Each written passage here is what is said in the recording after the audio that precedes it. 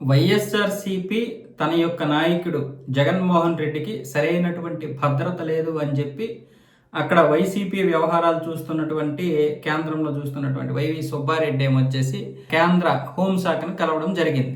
మొన్న కూడా చాలా వరకు ఆయనకి తీవ్రమైనటువంటి ఇబ్బంది కలిగింది. పోలీస్ శాఖ సరైనటువంటి నిర్వహణ చేయడం లేదు, ఆయనకి భద్రత ఇవ్వడం లేదు అని చెప్పి ఒక వినతి పత్రం ఇచ్చారు. అలాగే ఇంతకు ముందు కూడా ప్రతిపక్షంలో ఉన్నప్పుడు 2019కి ముందు ప్రతిపక్షంలో ఉన్నప్పుడు కూడా ఆయన మీద అనేక దాడులు జరిగాయి. విమానాశ్రయంలో జరిగినటువంటి కోడికత్తి సీన్ దాడి ఏదైతే జరిగిందో దాన్ని కూడా వైవి సుబ్బారెడ్డి ప్రస్తావించడం జరిగింది. మరి దీని గురించి కేంద్ర బలగాలు ఏమైనా వస్తాయా అంటే కేంద్ర బలగాలు రాకూడదు. వైఎస్ జగన్మోహన్ రెడ్డికి కేంద్ర బలగాలు గనక సెక్యూరిటీ ఇస్తే ఆయన ఈ విధంగా విధ్వంసం సృష్టించడానికి అవ్వదు. మొన్న పొగాకు రైతులు కలవడానికి వెళ్ళి తన యొక్క బలాన్ని చూపించాడు. ఒక పెద్ద హోటల్లో ధ్వంసం చేశారు. ఆ హోటల్ వాళ్ళను కూడా మాకేం ఇబ్బంది లేదు, వాళ్ళు మాకు ఇల్లు ఇచ్చిందే ఆయన, ఆ హోటల్ ఇచ్చిందే ఆయన, అలాంటి జగన్మోహన్ రెడ్డి గారు అనుచరులు ఏదో చేశారని టీడీపీ వాళ్ళు కూటమి వాళ్ళు ఏదో అబద్ధ ప్రచారం చేస్తారని కూడా కొట్టి పారేశారు. ఆ హోటల్కి చెందినటువంటి వారు, ఆ ఇల్లుకి చెందినటువంటి వారు ఇలా ఎంత విధ్వంసం సృష్టించారో మనం చూసాం. నిజంగా అది బల ప్రదర్శన లేకపోతే రాజకీయమైన తన యొక్క దీన్ని చూపించుకుంటున్నారో తెలియదు కానీ చాలా విధ్వంసం సృష్టిస్తున్నారు ఎక్కడికి వెళ్ళినా సరే. అలాగే అంతకు ముందు ఏమొచ్చేసి సీదిరి అప్పలరాజు దగ్గరికి వెళ్ళినప్పుడు కూడా ఒక మహిళా ఎస్ఐ మీద చేసినటువంటి దాష్టికం కూడా మనం చూసాం.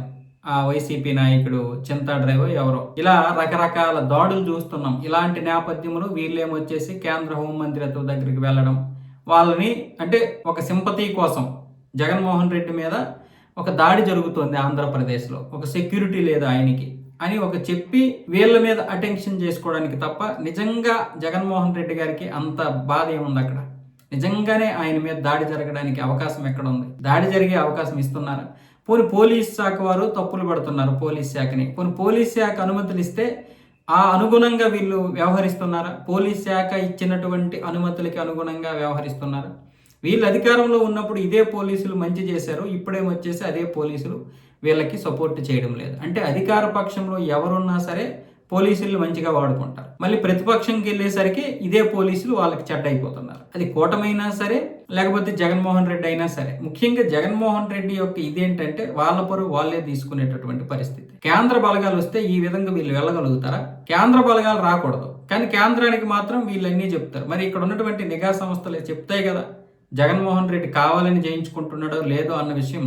నిఘా అయితే మాత్రం ఊరుకోదు కదా. నిఘా కేంద్ర హోంమంత్రిత్వ శాఖకి అయితే నివేదికలు అయితే ఇస్తుంది కదా. ఆ నివేదికలు ఏంటి అంటే ఇదంతా కూడా వాళ్ళ యొక్క బలాన్ని చూపించుకునేటటువంటి ఒక రాజకీయ ఎజెండా. దీని గురించి పెద్దగా కంగారు పడాల్సిన అవసరం లేదు అని చెప్పి నిఘా అయితే ఇచ్చేసింది. కాబట్టి హోంమంత్రిత్వ శాఖ ఆ వినతి పత్రం తీసుకొని సరే మేము సరిచేస్తామని చెప్పి ఊరుకుంటారు అంతే.